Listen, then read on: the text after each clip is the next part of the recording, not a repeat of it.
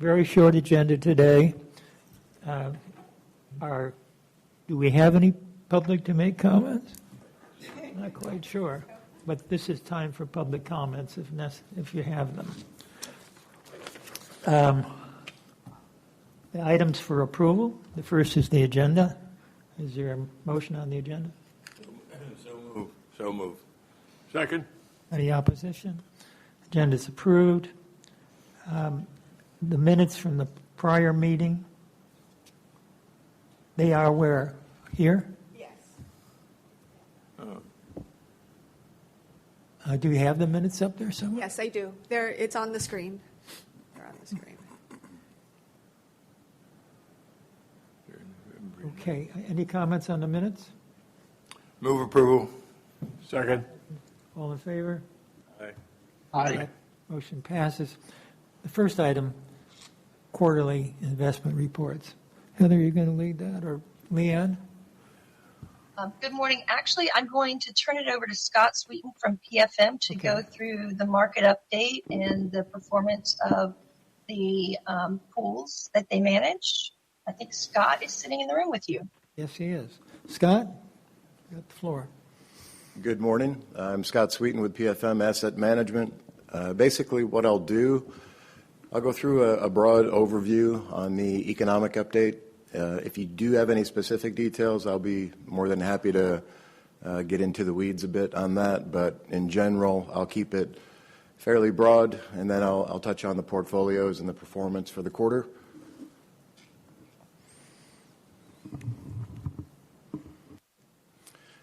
And just taking a look at the current market themes, these have been pretty relevant for at least the last 12 to 24 months. The U.S. economy, let's just start there. Pretty much strong indicators across the board.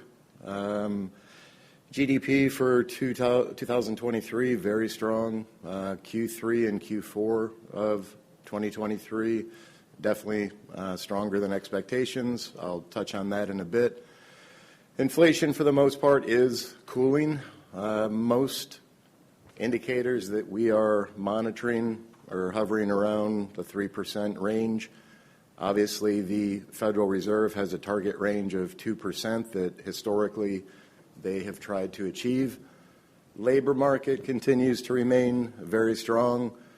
The last jobs data, unemployment rate still at 3.7%. The last reading, I believe we added about 353,000 jobs, well above expectations. Labor force participation rate, relatively within the same range as it has been for quite some time. Consumer spending remains strong throughout. Now, pivoting to the Federal Reserve, and pivot is a good word to use there. Basically, the Federal Reserve is essentially where most of the volatility came from in the fourth quarter. Certainly, the latter part of November and most of December. You can see, basically, in December, the Fed came out and released their most recent updated Fed dot plot, which was actually projecting cutting the Fed funds rate by at least 75 basis points for this calendar year. Some expectations were for as early as March. That is completely off the table at this point. We do feel if and when the Fed does decide to cut rates, and they have been very adamant that everything is going to be data dependent over the next few months, we'll see how that tends to play out. But the market in general was much more aggressive. They were actually pricing in at least 6 rate cuts for 2024. And for the most part, this conversation changes almost daily now. Some economists there's a few outliers that think they may raise rates 1 or 2 more times. Others believe there are going to be no rate cuts, and others believe there are going to be at least 3 or more. We're basically just going to go with what the Fed is projecting at this point, and we'll monitor the data as we go along. Treasury yields, I'll touch on that. As far as volatility, we have a few slides that will actually speak to that in general. Of course, we're still dealing with a inverted yield curve. We have been for roughly 2 years now. That will obviously start to normalize once the Fed starts to cut rates. So pretty much just a broad synopsis of the environment that we're in right now. Speaking to the volatility, especially the 2-year Treasury yield, you can see pretty significant swings in the yield just dependent on economic data that came out. You can see on November 14th, the CPI number came in lower than expected, so Treasuries rallied. There's an inverse relationship with yields. They dropped 20 basis points that day. The week of November 27th, the Fed started to allude that their strategy was going to change going forward and potentially looking at rate cuts. You see that the 2-year Treasury yield dropped another 41 basis points. And then on December 13th, when they released the most recent updated dot plot that was projecting 3 rate cuts for the calendar year, that dropped another 30 basis points. Now, since then, for the most part, all of this was priced into the market. We have noticed a considerable jump in the 2-year and the 10-year as far as where the yields are currently at, and I'll touch on that in just a bit. Just a quick visual on inflation, CPI, and this is probably going to factor in significantly this year as far as how aggressive or lack thereof the Federal Reserve is going to be. You can see in May of 2022, we peaked out above 9%, and since then you've seen a slow and steady downtrend, which is definitely a positive. The November reading came in at 3.1. We saw a little spike in December up to about 3.3. That was just due to elevated energy prices. And then the January reading was back at 3.1%. And you can see the various color coding in the legend there. The top 2 contributors, really not a surprise, food and energy. I think we're all aware of that every time we go to the grocery store or the gas station. Speaking to the strength of the economy, the U.S. GDP, you can see in the first and second quarter of 2023, pretty much in line. That was relatively right in line where expectations were. Third quarter was a bit of an anomaly. The expectation for that was about the mid 2.5 range.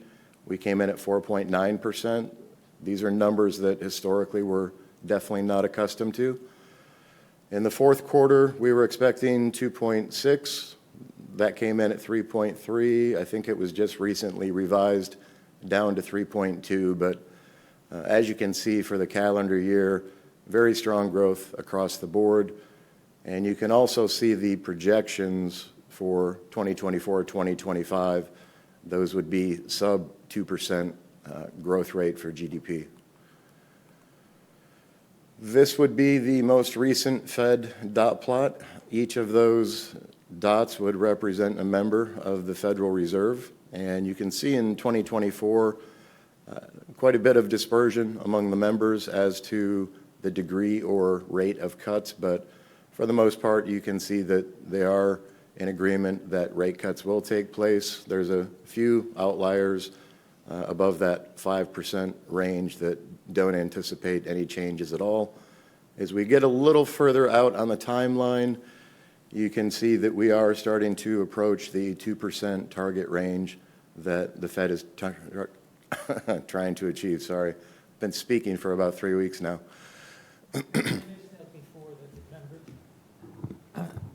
Have I missed that before, that the members are represented by dots? Easiest way to explain that slide. These are just projections from the Federal Reserve. You can look at GDP. 2023, we were essentially well above that. 2024, and again, you can see much more conservative expectations moving out on the timeline.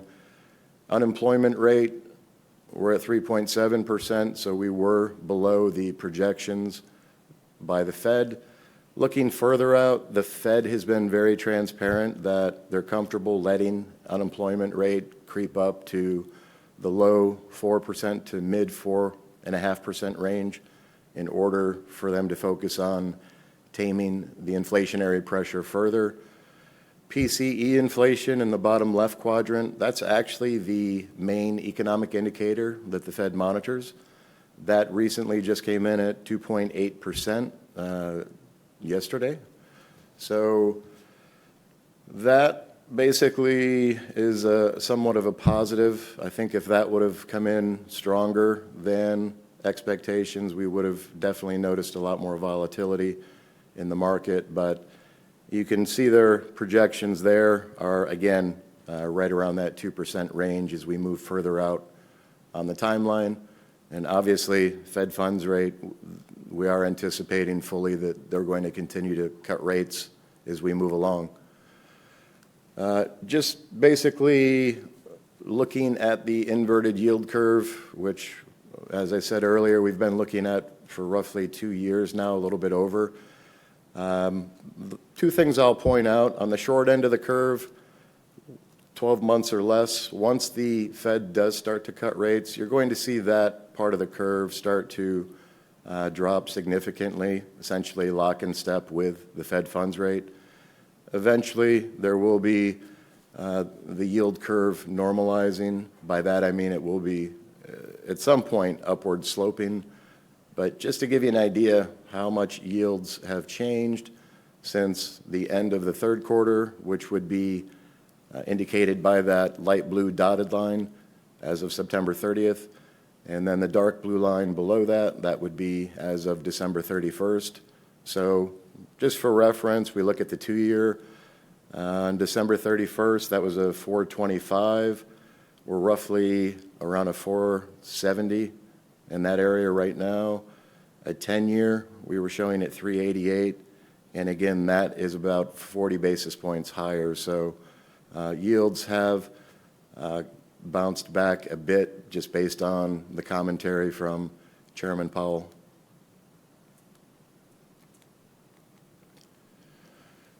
And just to focus on a little bit more of a positive aspect, if we just take a look at the fixed income markets in the fourth quarter, this is the 1 to 3 year indice, which would be your benchmark. Regardless of, to the left, that's going to be strictly just for the fourth quarter. Regardless of the sector within the fixed income arena, treasuries, agencies, asset-backed securities, corporates, A to AAA and BBB corporates, all positive returns. And certainly over the last 12 months, for each of those, you can see much stronger total returns across the board. So even though we had quite a bit of volatility from a total return standpoint, definitely a strong quarter. So for the most part, those would be the prepared remarks I would have on the economy or environment in general. Any specific questions there? Okay. The only thing I'll add, the next reading for the CPI, Consumer Price Index, that is going to be March 12th, and I think that is probably going to carry quite a bit of weight as to what the Fed is going to do going forward. On to the portfolio summaries. First, I'll take a look, essentially what we refer to as the core portfolio. And I'm just going to pull that up so I can see the numbers clearly here. Total assets as of December 31st, 2023 for the core portfolio, $107,286,406. And the statistics that are important here, if we take a look at yield at market, 4.57%, that's just indicative of where the yields were in the general marketplace, not the portfolio, just in general the market. If we take a look at yield on cost, you were at a 2.59%. And portfolio duration, you're at a 1.37. Now, if we take a look at the short-term fund, which is essentially focusing on anything far less than 12 months, very liquid, Total assets, $393,296,848. Yield at market, 5.67. Yield on cost, 5.45. And portfolio duration, 0.43. So really the major difference there, the short term, you're benefiting from the attractive yields from the LGIPs, from commercial paper, anything that is essentially very liquid and max maturity 12 months or less. From a compliance standpoint, you're in great shape on both. If we take a look at this one in particular, sector allocation analytics, the gray portion of the bar indicates the maximum levels permitted by your investment policy. The blue shaded portion is where you were allocated at the end of the fourth quarter. So again, you can, just a quick visual takeaway, we've got a very healthy buffer between where you're currently allocated and the limits of your investment policy. The other compliance slide would be max maturity analytics. Again, the gray portion of the bar would indicate the maximum maturities for each of those sectors dictated by your investment policy. The blue shaded region would be essentially the average maturity for your holdings for each of those sectors. So again, great shape there as well. The next two slides, really just a great overall bird's eye view of the holdings in the portfolio. You can see the security type, the percentage that each of those comprise of the overall portfolio, and then ratings from S&P, Moody's, and Fitch. That went back, sorry. And specifically with the core, we've already touched on some of this data, but I'll just point out the portfolio effective duration, 1.37 years. The benchmark effective duration is 1.76. And your benchmark on that is actually the ICE Bank of America Merrill Lynch 1 to 3 year U.S. Treasury Index. Upper right quadrant, you can see the allocation breakdown, very well diversified, pretty heavy in treasuries, which has done very well with a flight to quality in the market. Duration distribution, you can see the blue portion of the bar, that's just indicating obviously your portfolio is very liquid in comparison to the benchmark. And the bottom left quadrant, those are ratings purely from Standard & Poor's. Activity within the fourth quarter, the blue portion of the bar would indicate purchases. The gray portion would indicate sales or maturities. So you can see that we were active purchasing treasuries and corporates. Corporates are still showing a very healthy spread over treasuries. So we are continuing to invest in those areas, but we are doing it very selectively. And to the right, that matrix that's just broken out in numerical fashion, that's just another visual representation of the data there for your reference. The slide that you're probably most concerned about, just taking a look at performance for the fourth quarter. The portfolio had a return, is this the right one here? Yes. That came in at a 2.20, and the benchmark was at a 249. Ultimately, the only reason for underperformance for that quarter is your portfolio is basically much more towards, it's significantly shorter than where the benchmark duration is at. But as you can see over the last 12 months, 3 years, 5 years, and 10-year period, again, a very healthy outperformance. The one thing I will point out is, and this is an area that you certainly benefited from with the LGIPs and other liquid instruments. Right underneath the bar chart, you can see the market value basis earnings. Interest earned, a little bit over $609,000. Change in market value, you had a positive change of a little over $1.7 million. And total dollar return just in the fourth quarter, $2.4 million, roughly. So again, we do anticipate that to carry on probably at least for another few quarters. before we start to really get an idea of if and when the Fed is going to start their rate cut cycle. And then I think we jump to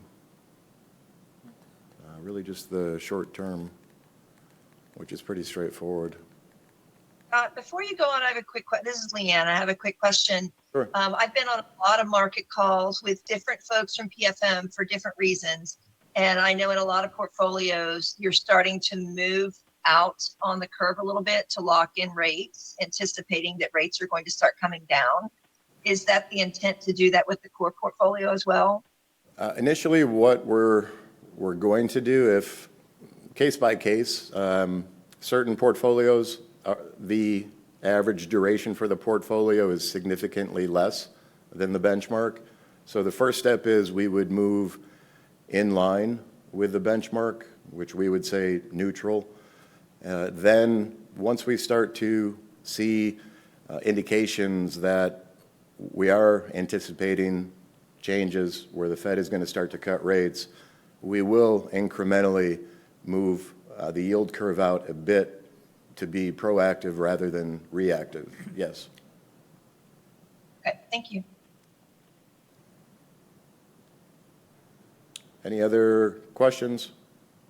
Yeah, how do you categorize the overall portfolio performance during these good times, I guess? Well, I think for the most part, the way the portfolios are structured, as you can see here, your short-term fund, which has an effective duration of 0.43 years, your yield at cost, which is actually what the portfolio is yielding, 5.45%. So the fact that we're dealing with an inverted yield curve, really anything 12 months or less is showing very attractive yields. Once we get a little bit further out on the curve, it's a little bit less. So I think the two portfolios are set up for specific purposes, and I think together, moving forward from a strategy standpoint, I think we're in fantastic shape, because eventually we will start to have discussions where we will want to extend duration and move a little bit further out on the curve and capture value where we can. Thank you. You all set, Scott? More, you have more? No, that's all the prepared remarks I have. Okay, thank you. That's a great report. Comments? No? No, I agree that we need to, duration is really the name of the game, and we need to sooner or later, the Fed, if politics or whatever will overcome common sense, and the Fed will reduce interest rates, and so timely adjustment in the duration of the portfolio is very, very important. But and the other part that plays in, which I guess I left out, during an election year, the Fed tries to not get involved, trying to. They were show discussing they that are on influenced. CNBC as I was coming over here this morning, as a matter of fact. But they are? Is the Fed getting involved? No, they didn't say that. They just, that was the topic of discussion. It wasn't, they didn't opine on the matter. But yeah, I think there is, chances are that if the economy falters even a bit, I think they might accelerate their, but that's conjecture on my part, obviously. At any rate, duration, as I said, is the most important issue. Well, quality of the investments is obviously the most important, but next to that, duration is the governing factor. I guess you're not amazed by this, but I certainly am, by these interest rates for short term, for such a short term. Well, I mean, being short is being in the front end of the curve has been the place to be, but sooner or later, Yeah, that'll change. sooner or later, it'll have to be adjusted. Okay, excellent report. Thank you very much, Scott. Now, Leanne, you have more to comment on this? Or no? I do, and I do want to comment on the short-term portfolio, Scott. I had that up on the screen for a minute, and it was about $450 million. It's now over 1.4 billion. There was a lot of tax revenues that came in late in the year, and trying to get that invested, it was tricky. And a lot of it got placed in January. So that short-term portfolio is much larger now than it was with that December report. So I just wanted to give you a hint at that. I'm going to show you a chart that shows how we've got everything invested right now. Yeah, I noticed that, Leanne, when I pulled up the January monthly statements, so, but I have to report on 12/31 data. And that's right, but I just wanted the committee to know that. And one of the things that came out of that, we couldn't get everything invested as quick as we'd like. It's just there's a lot going on at the end of the year. And this goes back to the conversation we had when we looked at the investment policy. And I was concerned about a money market fund being over the limit, just because we'd have more cash in the bank than we liked. And we actually had that happen this time. However, we were able to move money around within money market accounts. So we actually did not trigger the issue with the policy that all of you were concerned about. So the language that I had in the policy that gave us the authority to be over for a couple of days, and we'd have to notify the finance committee, I'm going to take that out. We don't need it. We actually had to deal with it before the policy could be changed, and we managed it without exceeding any of the items in the policy. So the allocation was over? Or what was the violation, so to speak? Oh, that we actually didn't have a violation. I was worried we might have one. The concept that in December, when so much tax revenue comes in and there's so much activity in the market, it's not always possible for us to get everything placed into securities. And I'm just, by the way, Paul Dumars is joining the call. Just wanted to let you know. So we have all our committee members are online now. I was concerned that we would not be able to get it placed, and we would have a lot more money in the bank that had not been placed into individual securities. And our bank account is now automatically investing every night in a money market. So I was concerned that money market might exceed 25% of the portfolio, which is the limit we have in place. That did not happen. We moved money between money markets, and it worked very well. So that concern I had, we were able to work around it. So I'll take that language you all were concerned about out of the policy. I don't need that change. So I'll probably bring it back at the next meeting just so you can see it again without it. But we did have a lot of cash in money markets and the local government investment pools at the end of the year. This kind of shows the whole portfolio, not just what PFM is managing. Total portfolio is it's a little over $3 billion.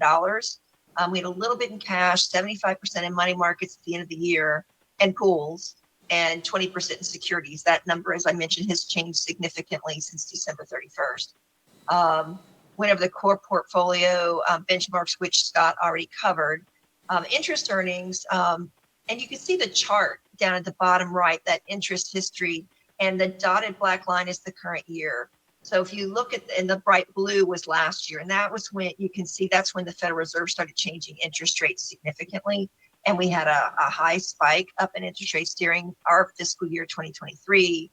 And that continued into 2024. And now we're seeing the rates come down, but our interest earnings are significantly higher. I've already warned Ms. Fredericks, this is going to be a great year for interest earnings, but don't expect it to continue this high. This is a 1 or 2 year cycle where it's much higher, and then it will start to come down. I haven't heard any indications it would return to the zero interest rate world we lived in for a couple of years. So hopefully we'll never get back to such low interest earnings. But we had $77 million of interest earnings last year over the fiscal year, and it will be higher this year. So that's good for our fund balance, but it's non-recurring revenue. I don't expect it's going to happen again next year. Has it been built into the budget, that kind of revenue? We've been very careful in how we're building it in. We are putting it in, of course it's built in, but it's a one-time. It can't be used for recurring revenues because it won't be there again. It won't be that high next year. Yeah, for operating budget purposes, I'm not budgeting in order to include this So what as a happens? guarantee. What do we do with it at the end of the day? Well, it will drop into fund balance when it comes in higher. Okay. So I estimate a more reasonable interest amount something that is going to be something that's more likely for us to sustain over a longer period of time. That's what I Does it actually reduce our budget. construction costs and stuff like that? Well, we keep in mind, we have, yes, on the capital side, we use it for, and that's, in capital, it's a little bit easier because you have some one-time big projects that you're working on, so we are setting aside those interest earnings in order to fund those one-time projects. In the operating fund, though, I make sure to budget just the amount of interest that I feel is sustainable over the next, 5 years. 5 years. So that I can make sure that, that I'm only applying recurring expenses to the revenue that we're really going to be able to receive. Nice report. Any So anything else? Yeah, I just wanted to, one more line and then we're going to go to the next page, but the sales tax, the property tax revenues, we've received 83% of it compared to 83.5 last year. So it's a little bit less, but it's not something I'm concerned about. Everybody pays their property tax when they want to. So we always report back to it. We have another slide on sales tax. So I'll skip over that. And if we could go to the next slide. This just showed how everything was allocated. And we did have a lot in overnight. That's the money markets and the pools. That has shifted out. A lot of that is now in the 0 to 6 and 6 to 12. Those have gone up significantly, but we do still have quite a bit of money in overnights. The short-term portfolio is all less than a year. So that portion of the portfolio is good to keep short and to take advantage of those high interest rates because you can't invest them very long. So we do have a lot in overnights and very short-term funds to take advantage of those interest rates right now. And the next slide should be the colorful slide. Let's see. Okay, that just shows how it's another look at it, how it's distributed. And I'm looking for a chart that there we go. This shows, this was still as of December 31st, but it does show that pink area is the amount it really is now invested in short-term investments. It's in treasuries and agencies and a lot of corporate paper in that pink area. So that gives you an idea as of at the beginning of January, how much was going in to be invested. So this was as of December 31st, but it's projections going out to October 24 of what we were expecting. And that's pretty much what it looks like right now.